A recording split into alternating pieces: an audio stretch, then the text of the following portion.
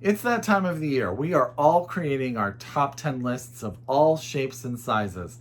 But today I'm here to talk to you about 6 books that I think should have been on more lists. 6 books that flew under the radar that I 100% think are worth your time and belong on your TBR. So let's get started.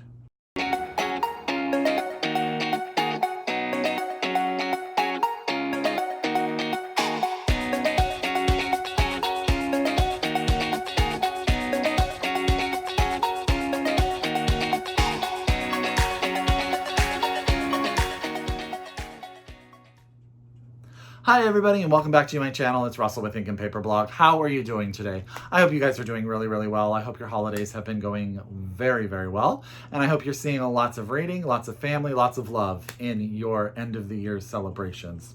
Today I am here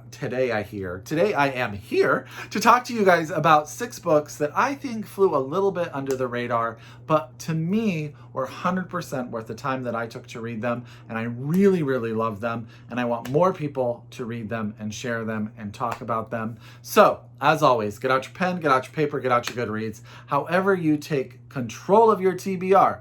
It's about to be the new year. How are you going to take control of your TBR? Now's the time to start. If you can, order these books from your local independent bookstore and or have your library get you a copy so that you can read them as soon as possible. So let's get started. Now I put these in no order other than I think alphabetical order by author.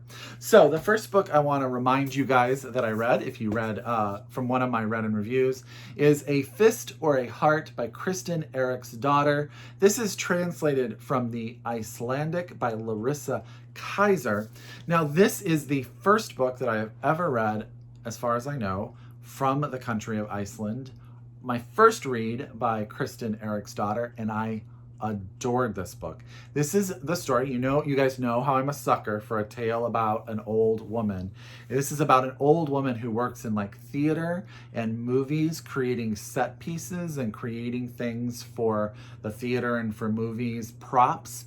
And she gets hired on to do the props for a play that is being put on by a very young playwright who turns out to be the daughter of a man that she knew much earlier in life. And it becomes a discussion regarding herself, her relationship with this young girl. This young girl has her own voice as well throughout the book, where she's coming sort of to terms with who her father was and her own fame and her own art. And it is all about sort of these dynamics between these two women and the relationship one wants, but maybe the other does not care to have. I thought this book was absolutely brilliant. I read it, I want to say, over a weekend, and I really loved it. And I cannot wait for there to be more work by Kristen Eriksdotter in English so I can read her. So again, this is A Fist or a Heart by Kristen Eriksdotter, translated from the Icelandic by Larissa Kaiser. So I'm going to hold that up because I also think if you take a moment, this cover is gorgeous. Okay. Next on this list is a tiny little book from the press, Coach House Press, and that is Paper Houses by Dominique Fortier, translated from the French by Rhonda Mullins. This is a Canadian novel from the French-speaking part of Canada. I believe she lives in Quebec. Don't 100% don't quote me on that, because you know how I am. Sometimes I get my things. Yes, she does. She does live in Quebec. There you go.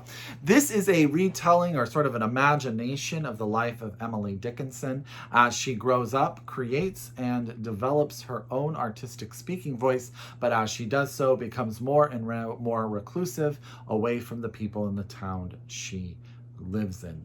It talks about a number of different aspects of Emily Dickinson's life. It is poetic, it is gorgeous, but it is also about a fictional version of Dominique who is moved around searching for a new sense of home around into different homes and houses. And one of those places happens to be in Amherst, where Emily Dickinson is from, and sort of how that sort of creates this obsession for her.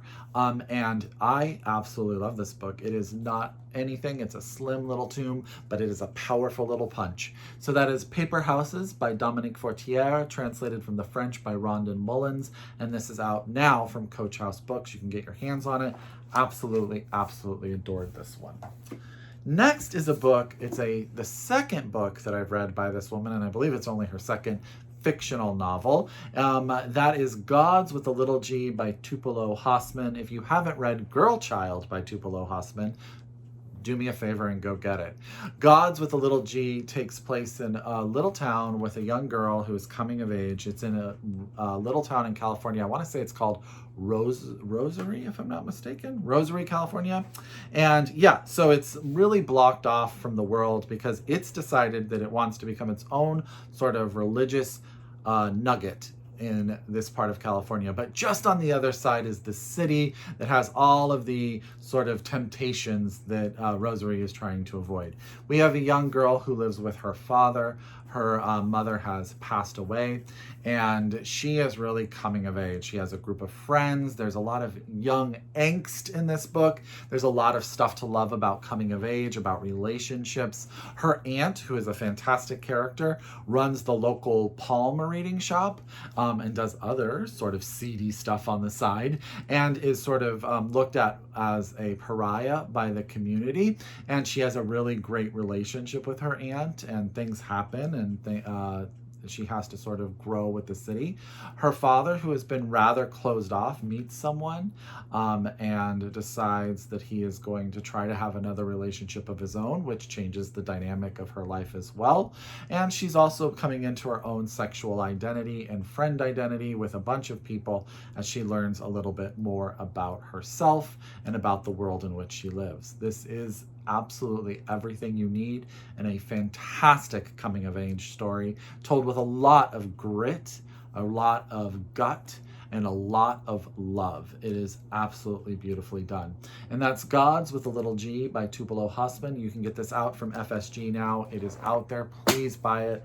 Also buy her first book, Girl Child. It will blow your mind. Okay, 3 more. You guys ready for 3 more? Because all of these books better be on your TBR because they are that good. The only problem I have with Home for Erring and Outcast Girls by Julie Kibler is that I cannot stand the title. But other than that, I think this book is freaking lovely.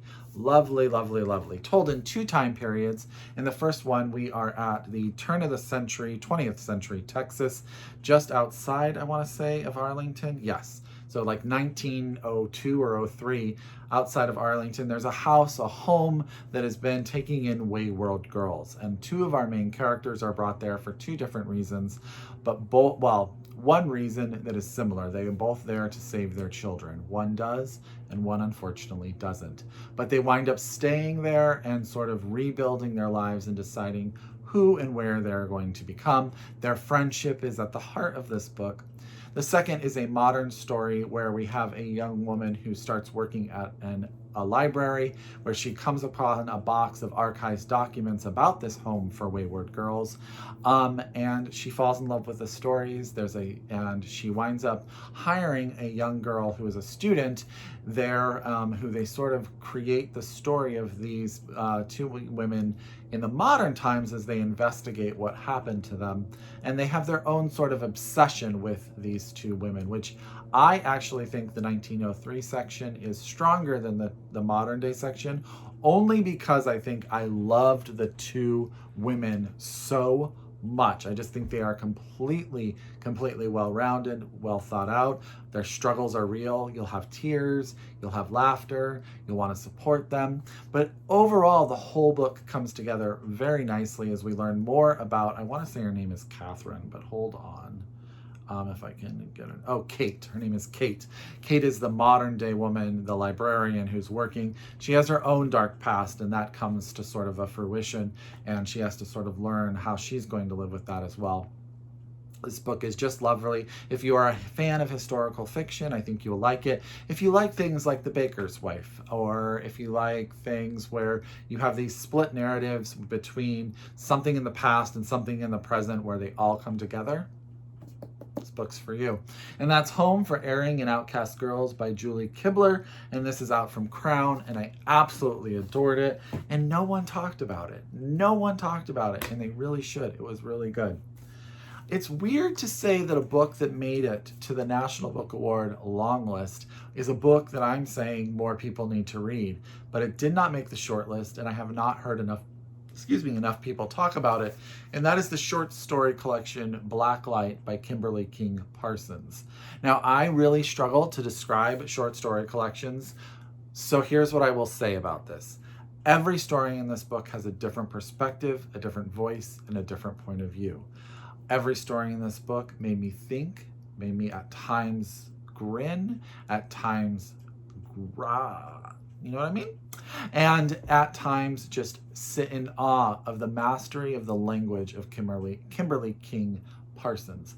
I really, really love this book. It's blurred by Carmen Marie Machado, by the way.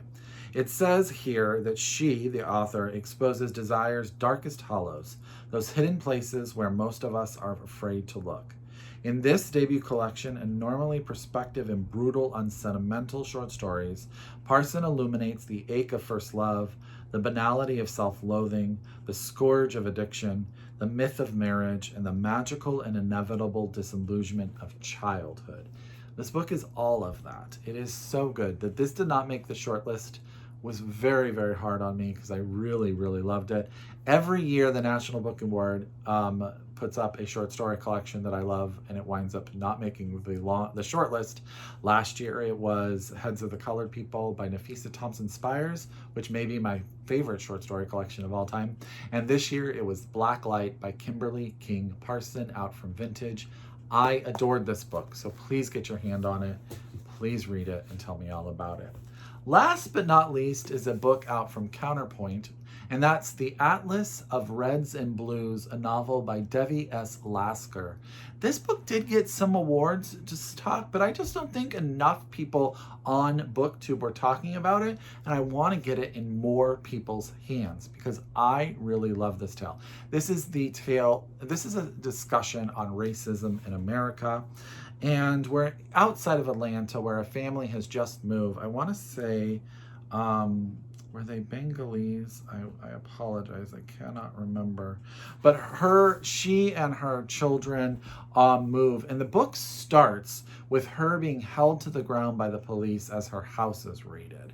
And it goes back and forth to her coming to America with her family, her living in Atlanta with her children and growing up, and also then her life in the suburbs and how that is so different from the life she knew in Atlanta proper. Now, Devi is a poet by trade. These are short, sparse chapters. They just sort of come in, punch in the face, and walk right out. The sections where she is on the ground and thinking about her life, trying to figure out what is going on, are heart-wrenching. And I think that's because that actually happened to Devi and her husband. Their house was raided. So I think there's a lot of reality to that section of the novel. And this book is stunningly, stunningly good. So that's The Atlas of Reds and Blues by Devi S. Laskar, out from Counterpoint. Please support them. Love this. This is a pile of books that I can actually get my hands around today. So these are 6 books that I think need to be more recognized from 2019, and I want everybody to read them. So I hope they all make them onto your TBR. Please support these authors and go out and pick up their books. I would really appreciate it, and I'm sure they would too. As always, if you are a return subscriber, I cannot do this without you. Thank you so very, very much. If you are new to my channel, I ask that you subscribe and come back because I talk about books and I love to do it. As always, I encourage you to shop locally, read globally, and until next time, happy reading. Bye.